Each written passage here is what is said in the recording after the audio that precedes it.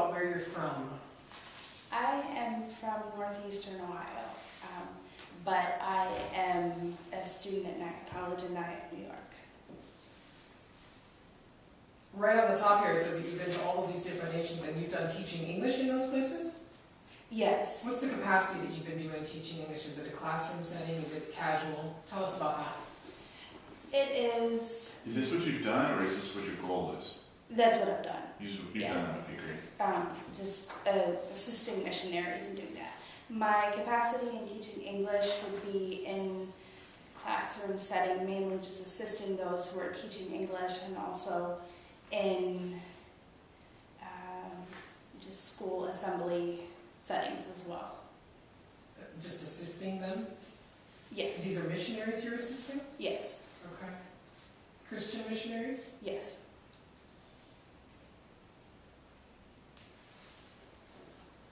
What other sorts of experience do you have in terms of classroom experience?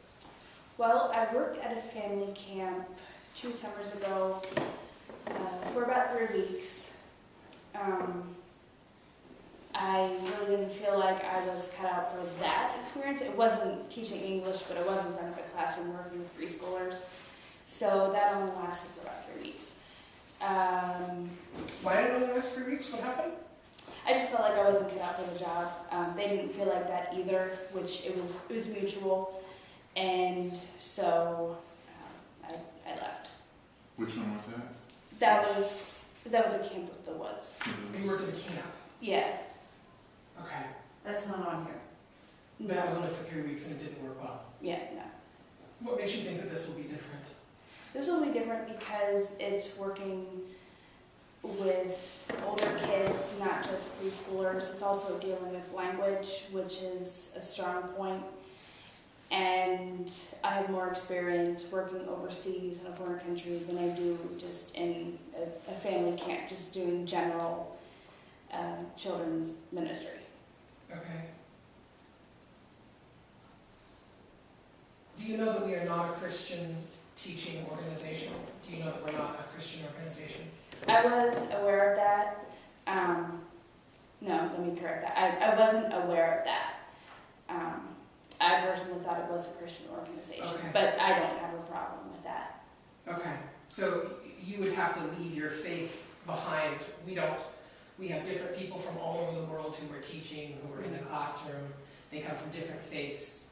We ask that there be no sort of Proselytizing. proselytizing. Thank you. There would be no sort of sharing of your religious beliefs.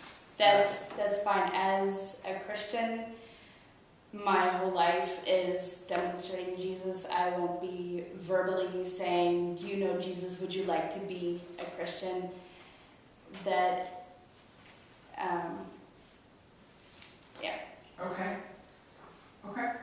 What parts of this job excite you, and what parts of the job are you a little nervous or cautious about?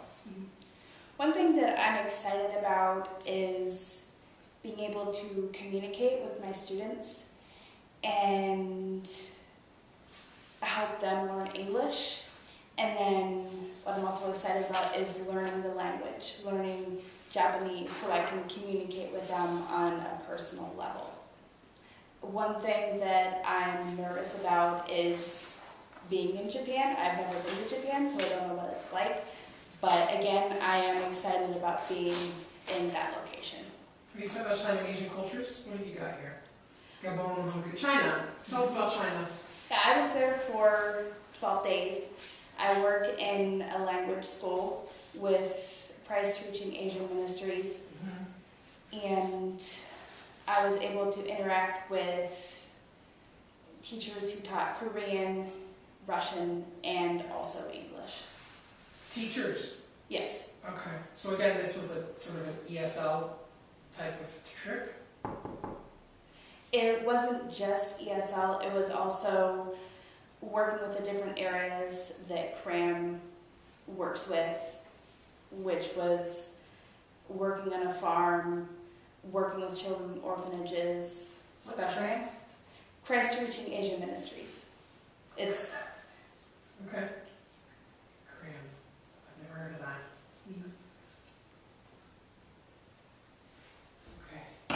questions for us?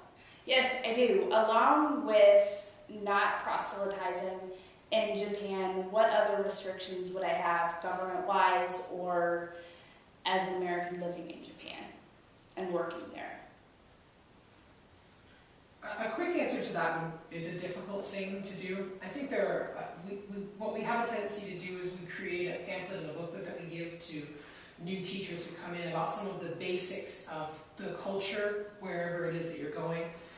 For the Japanese position and teaching in Japan, there are pamphlets of what you would get that show sort of some of the basics of this is culturally friendly, this is culturally unfriendly, you should wear this, you shouldn't wear this. We do sort of ask that you pay close attention to those things as you're a representative of our company.